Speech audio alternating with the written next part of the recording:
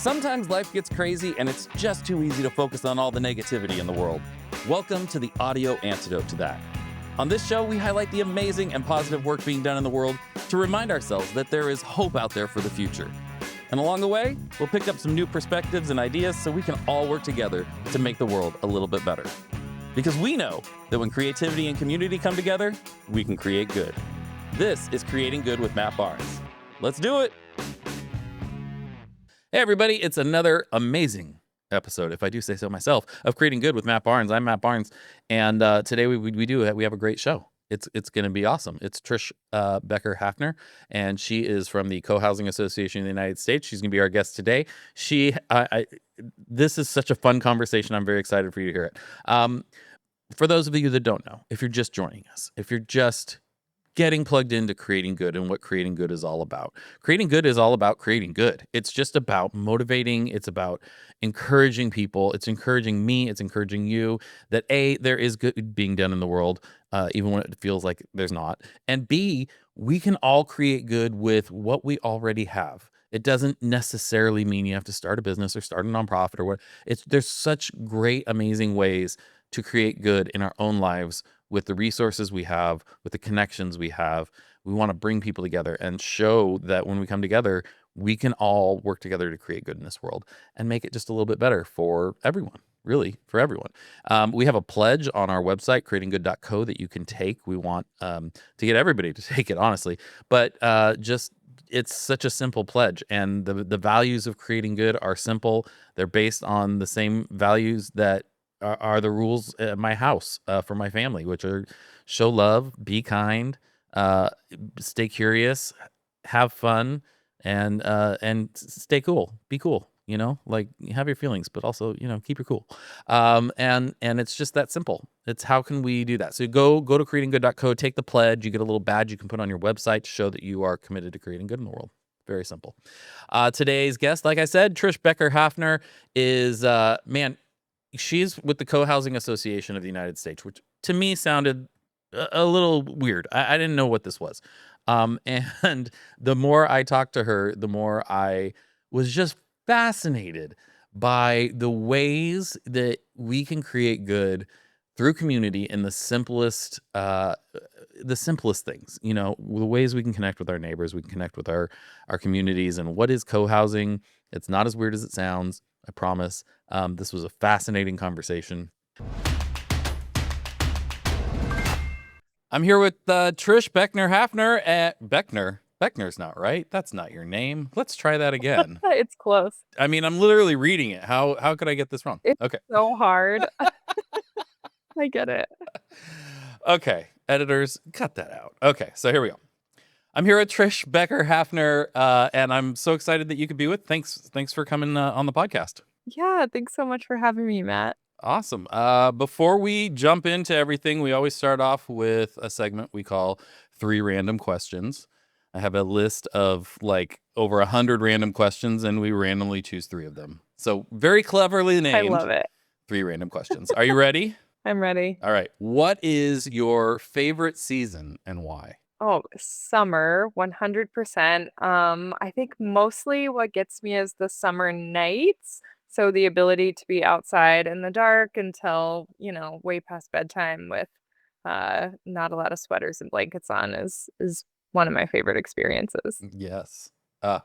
Summers are great. It's just different when you're an adult though, right? Like, yes.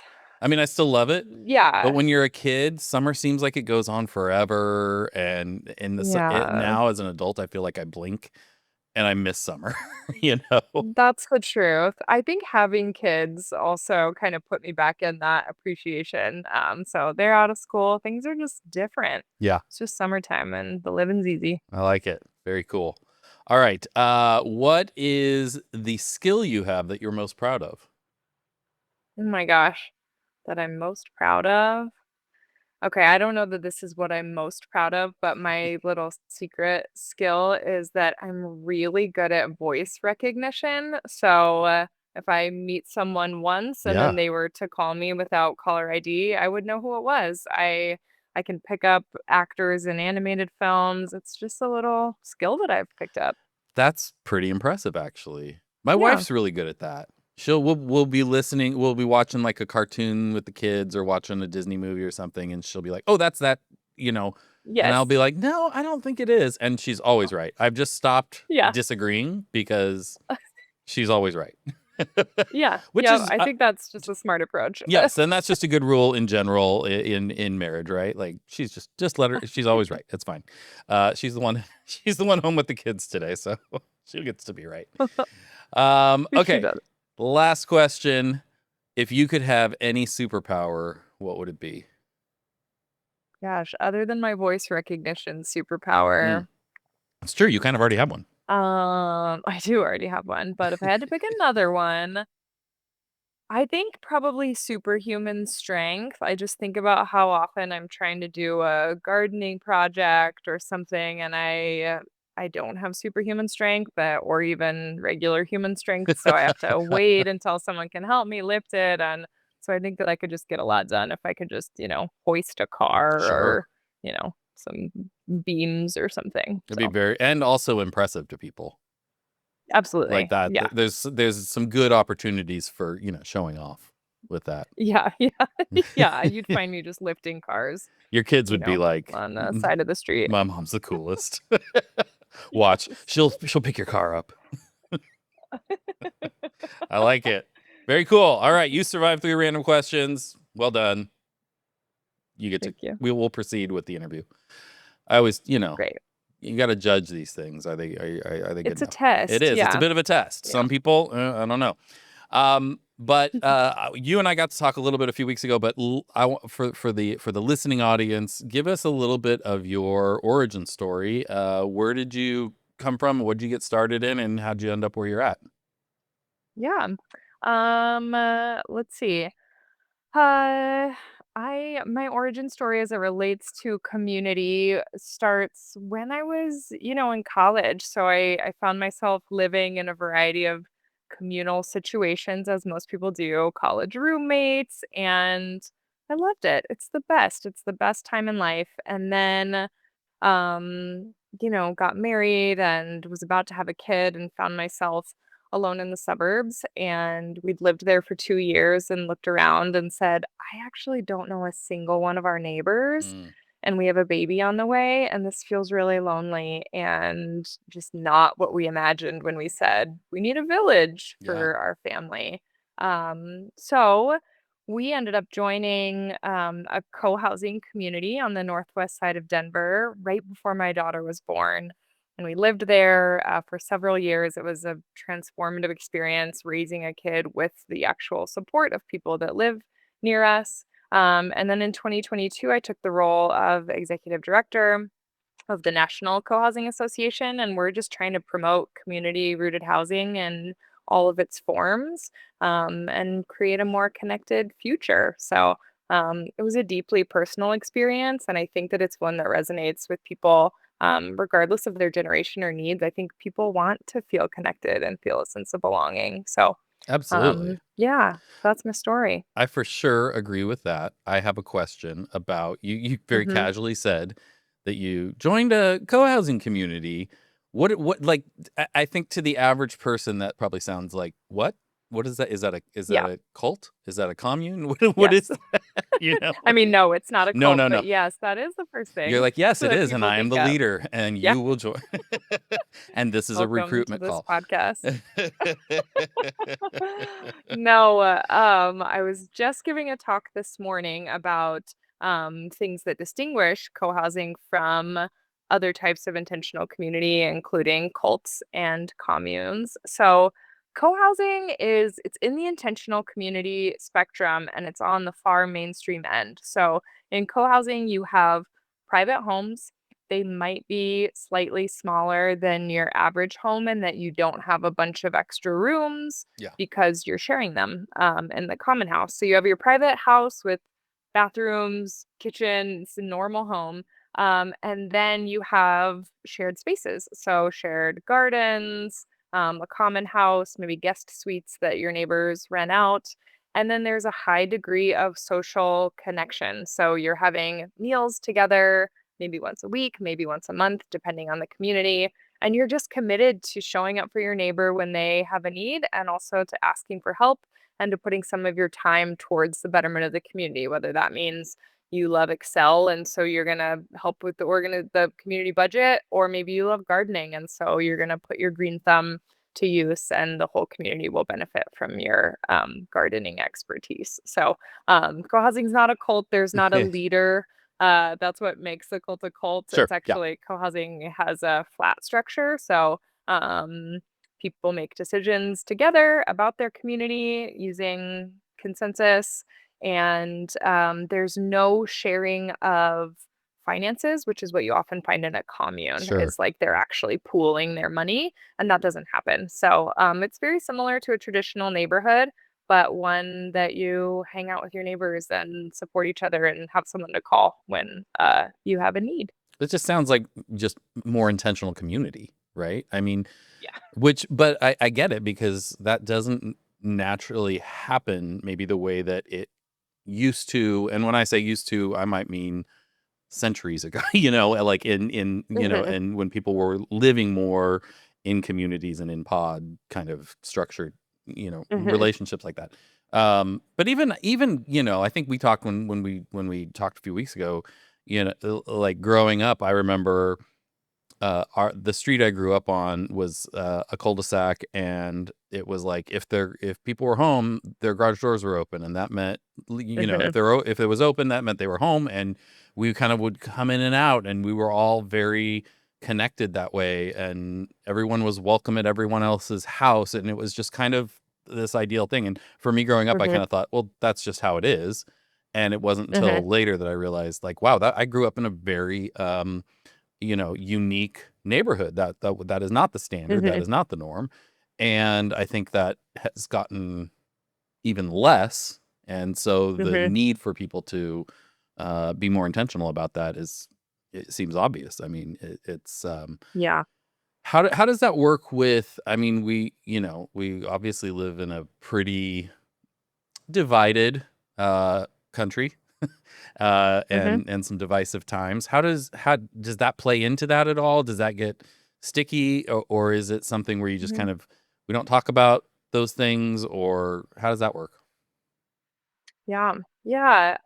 So I really believe that co-housing and other models of living together are part of a stronger democracy, Hmm. because if you live in a traditional neighborhood and you have a conflict, or maybe you disagree politically, or someone, his dog peas on your lawn or something, you have this Yeah. conflict, it's so much easier to just shut your garage door. You can live in a traditional neighborhood and not make eye contact with your neighbors Right. ever. You can just get in your car, go to work, come back, get back in your house. Yeah. But in co-housing, it's pretty awkward. You're gonna see each other at the meals. The Yeah. design of co-housing is it's designed for you to run into your neighbors. Yeah. So there's just not that option to ignore the conflict. So instead, they lean into it, and communities will have conflict resolution processes. They'll have, like, if you need a mediator, you can like go to this team that's trained to help you work through this.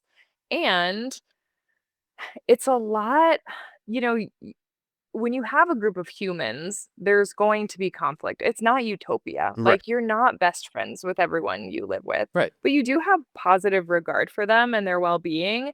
And so when you have a conflict with a neighbor, you can keep it as a conflict about that issue, because they're also the ones picking you up from the airport at 10 p.m. Right. tomorrow night, Right. So Right. it's just like this underpinning of community that gives you a concern for humanity.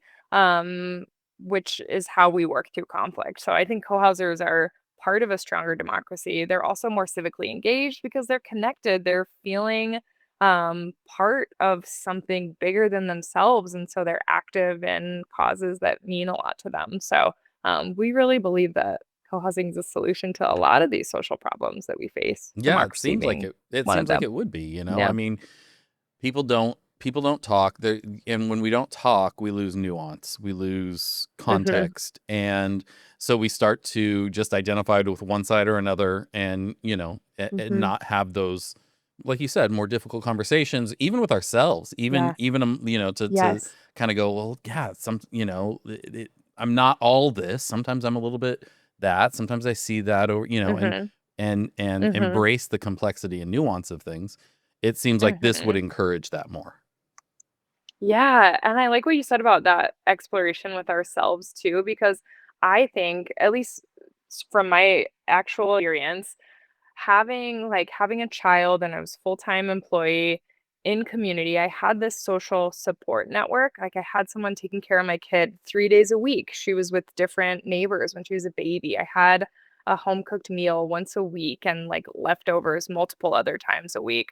Anyway, I had this like the foundation came up and so I was more able to grow as a human being to like pursue fulfilling opportunities because I wasn't trying to do it all on my own. So that Yeah. personal development is a benefit too. Do you find that people, have a hard time with it because of that? Like, we've been so trained to be self-reliant that to even just admit, like, I find myself, I just thinking about this yesterday. Somebody walked by, I was assembling something, and they go, "Oh, you need some help with that?" And my instinct is to say, "No, I got it. I got it. I got it. I'm fine." I wouldn't, and they walked away, and I thought, did would that have been helpful? Like, should I like, I didn't even, not that I should have necessarily, but I didn't even consider it.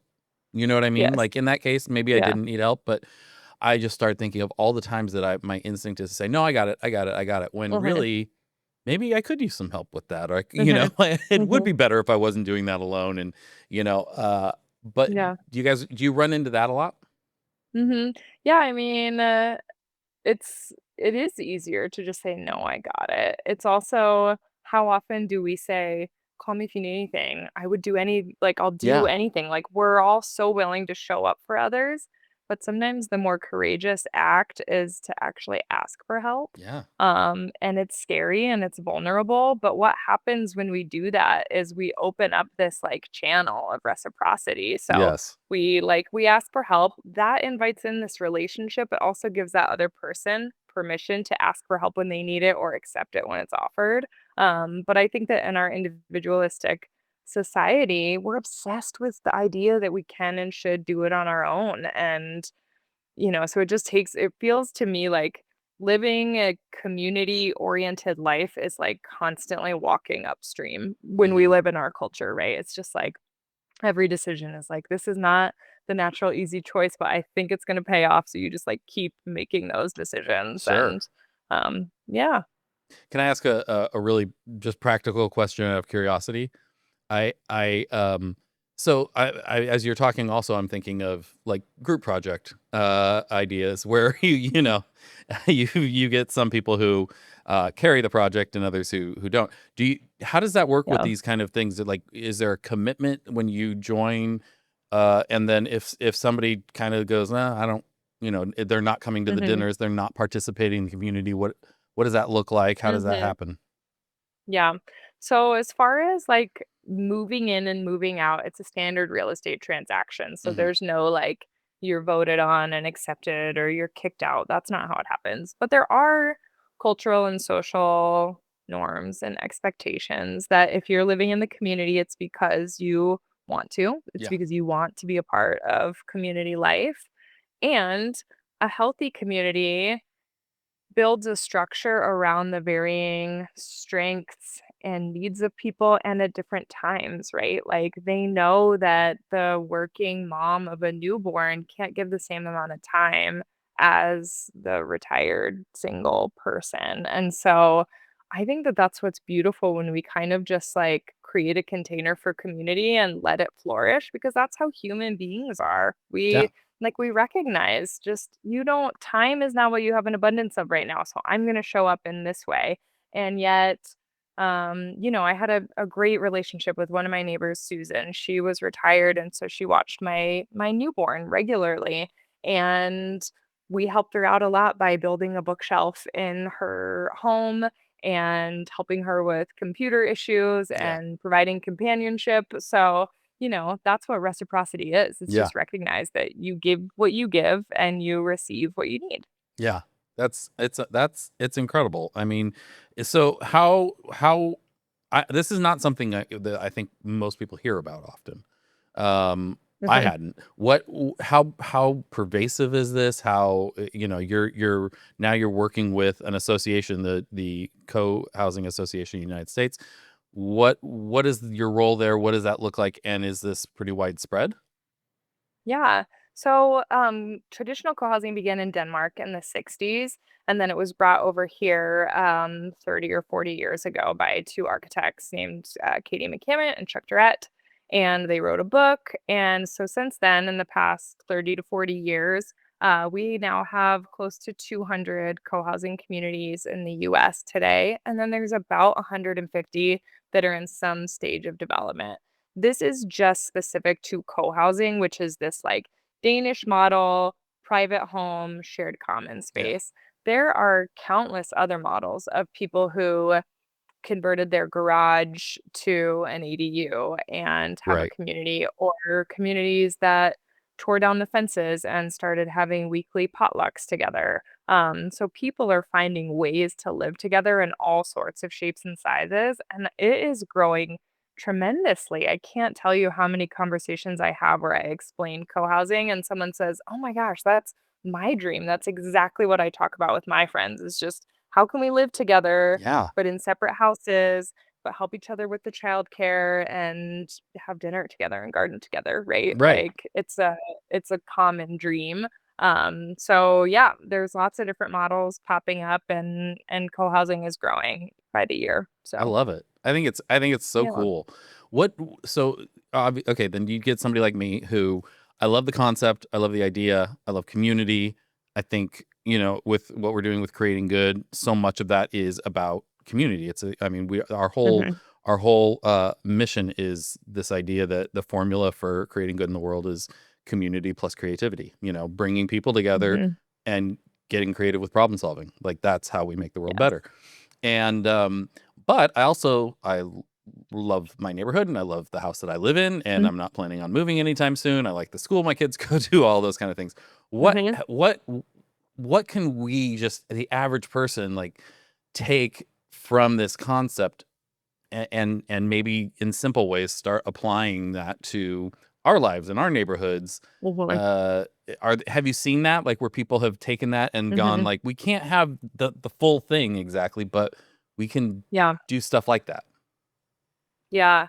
So I no longer live in co-housing. I did for several years, and then because of family caretaking duties, moved into a more traditional neighborhood. And I experience more community connection in this traditional neighborhood than I did in co-housing. Oh, Um, Part of that, there are many reasons for that, but what I say that because co-housing is not for everyone. First of all, very few people are in a position to right now uproot their lives right. and move into a new community. There aren't that many available yet, right? There's lots of reasons why it's not for everyone. But who doesn't want to just feel seen by Yeah. another human being, be known by the people down the street, have Yeah. someone to call upon when they need support? So I think that that's the magic of co-housing, is like the benefits of knowing your neighbors and Mhm. having some sort of cohesion and connection. So, if if I could imagine a perfect future, it's not just that everyone lives in co-housing communities. It's certainly not. It's a fraction of people live in co-housing. Some people live in housing cooperatives, and everyone knows the name of one other neighbor or feels like they belong in some space, whether it's a creative community or, it could be identity based. But I think that place-based community is really important, especially just given the challenges that we're facing. I think that neighborhoods are where we will find resilience as we move into the future. So I think that's the takeaway, right? Yeah, I Is mean, just, it's so funny because, like, my background before all of this, I my wife and I worked in sort of the church world for a while, and there was always this talk of community and family, but also connecting with the people in your but mhm, the practical on that, it was always about, really, I mean, the church or the school or the whatever is always going to make it about that thing. But mhm, I I always felt like just life would be more effective if we were doing this in our neighborhood. If we Mhm. were connecting with the people that we live next door to, that we see every day, like trying to plan things with people who live all over the place. It's fun. I mean, it's Mhm. good. Like it's great to do, but to have something where it's like, oh yeah, you live next door, dinner's easy, like that kind of Mhm. stuff.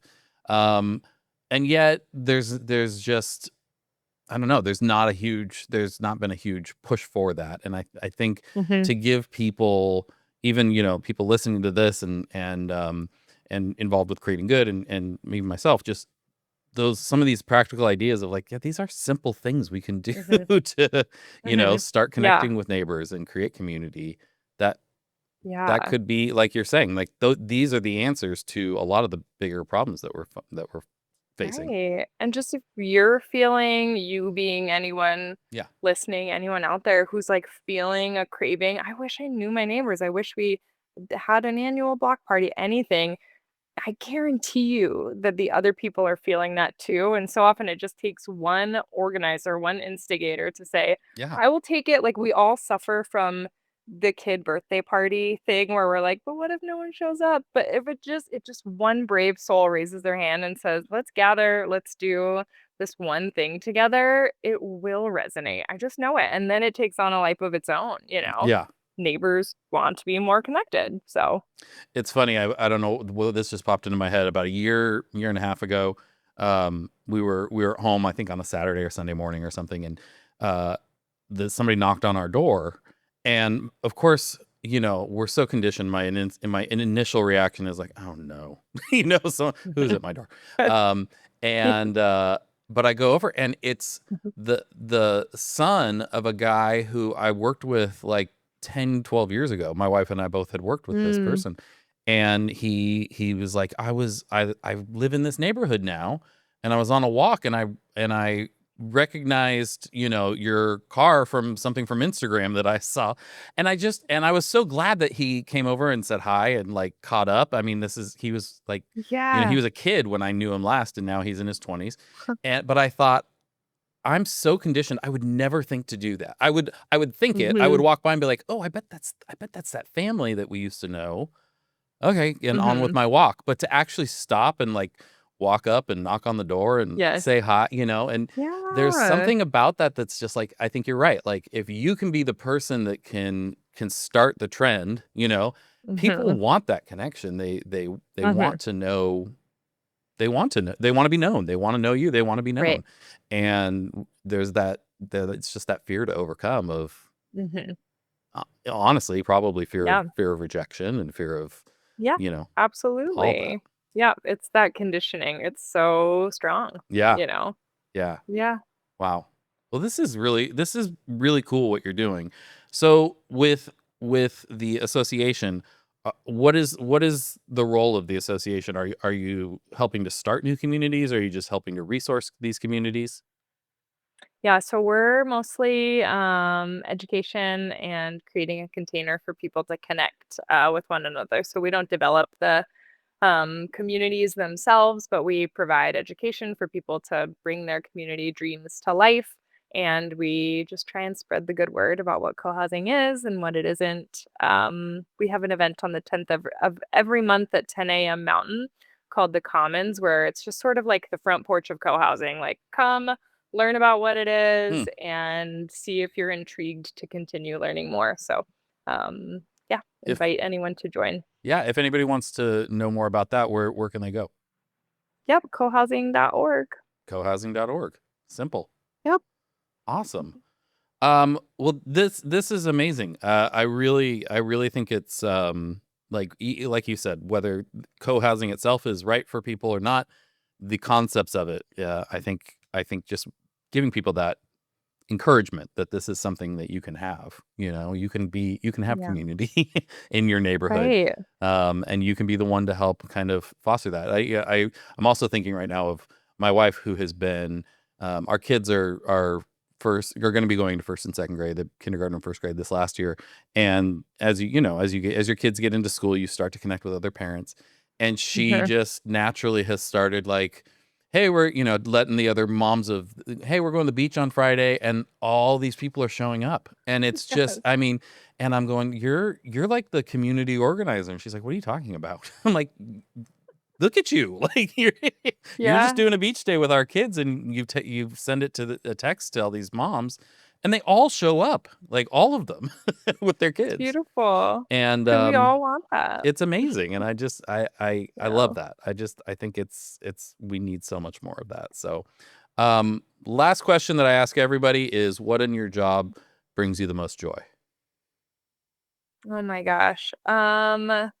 I love talking about co-housing. I love this, Yeah. honestly, because it resonates. Yeah. And I think talking about connection invites connection. And I just get so much joy connecting with people all over the country about what their dreams are and what they're scared of and, what they would create if they could. And yeah, so it's a lot of this, Matt. So thank you for being a Oh, part of that. well, thank you. Thank you for coming on.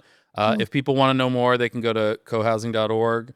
If they want that's to, great. is there anywhere else is there an Instagram or a LinkedIn or anything that they should be? Yeah, yep, we're on Instagram and LinkedIn and Facebook, so look us up there, just Co-Housing USA, you could find us, Nice. and, yeah, Awesome. Well, thank you so much, Trish. This has been awesome. Just really encouraging and super eye opening. And I hope that some of our listeners get some ideas out of this to take back to their neighborhoods. yeah, me too. Thanks so much for having me. Of course. Creating Good with Matt Barnes is recorded at Rogue Collective in beautiful Newport Beach, California.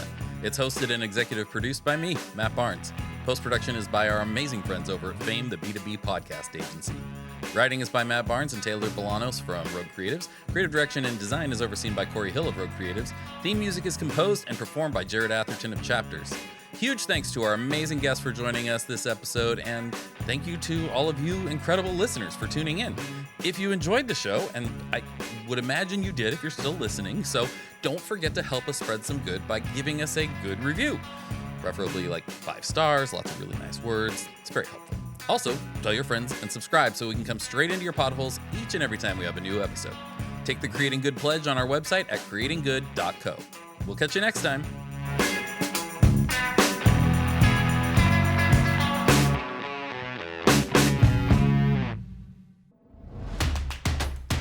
This has been a Rogue Creatives production.